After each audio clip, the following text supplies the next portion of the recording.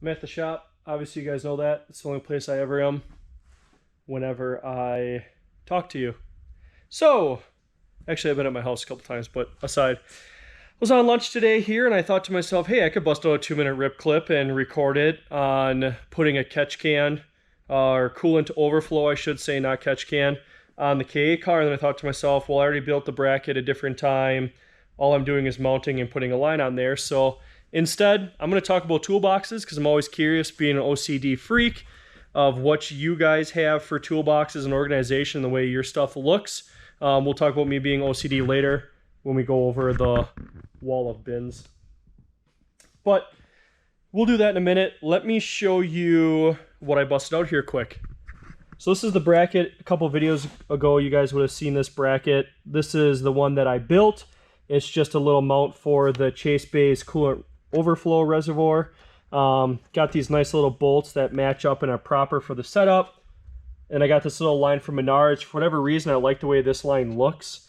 So I got that little line from Menards and put that on there. So obviously when it gets hot and it starts boiling or whatever it does, it will go down here into the reservoir. And then there is a little port at the bottom of this reservoir. One port, all it does is go from the volume of this. The other port actually has a straw looking metal straw that comes all the way up to the top. So when it's full, it actually goes into that metal straw and drips out of the bottom. So got that busted out.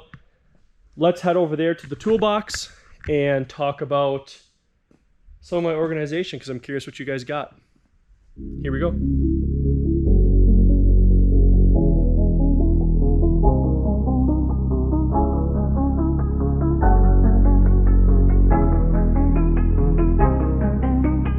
All right, obviously at my toolbox, obviously a Husky Home Depot special, but let's get this 2-minute rip clip started and talk about some of my organization.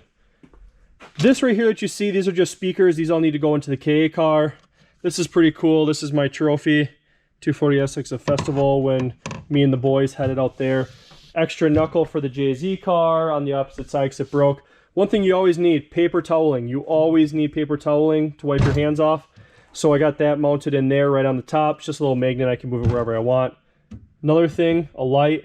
You always need a light. This is a USB charged one. I got power strips on both sides so I can just plug it right in. But yeah, power strip here, power strip here. Super convenient. Small drawers wise, zip ties, all that stuff. My little knives, markers, Clecos, tape measure. That's where all that goes. I have all of my super glue, thread locker, gasket maker, brake parts, lubricant, everything you can think of all in this drawer. Thank you to Permatex for all that stuff, thread sealant.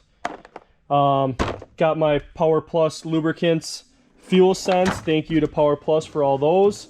In here, got a couple red Scotch-Brite pads for bodywork stuff, gray ones that are expensive. I put those in here just so they don't get used. A couple cans of brake lean so they don't get burned up, and then extra roll of paper toweling that fits obviously nice and snug. Big top drawer is my junk drawer.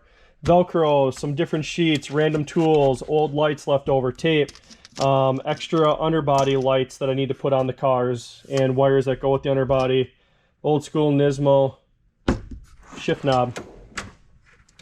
Next row, I got my files and stuff like that in there. I got some breaker bars. I'm missing a handful of them right now. They're in this mess somewhere. It's build time, so things get pushed around.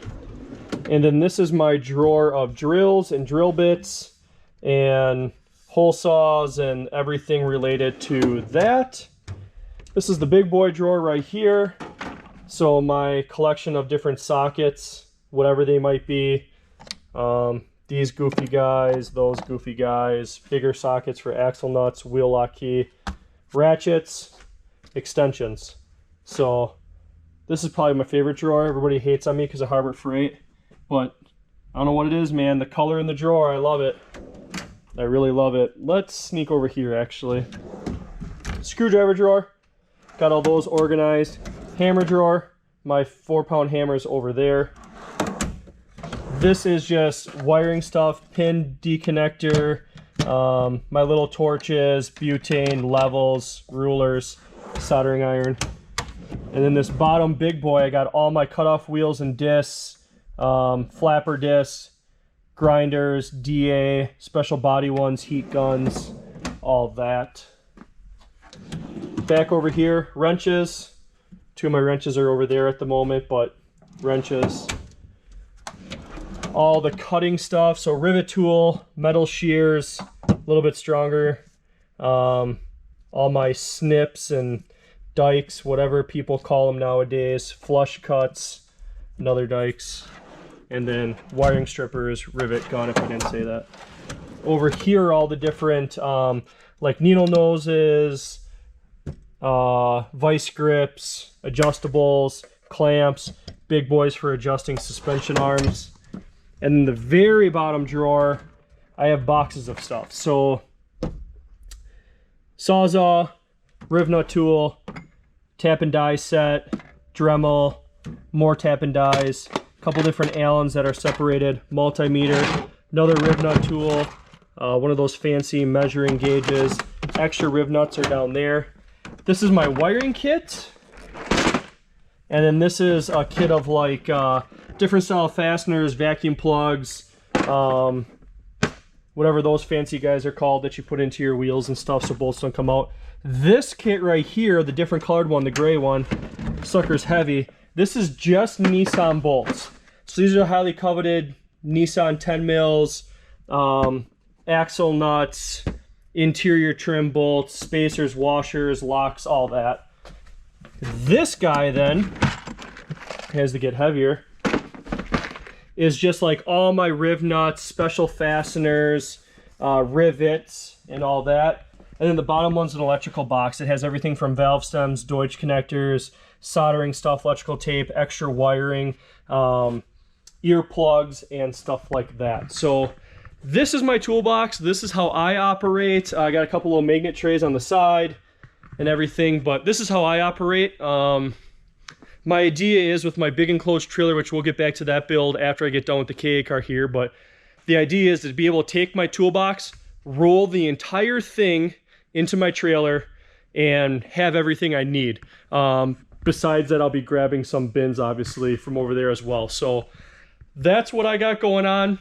That's what I'm talking about. That's my 2-minute rip clip. Obviously, 2-minute rip clips never go 2 minutes. It's the world we live in nowadays. People tell you one thing and do another. Sorry. So, more build stuff coming. Keep tuned. Stay tuned, not keep tuned.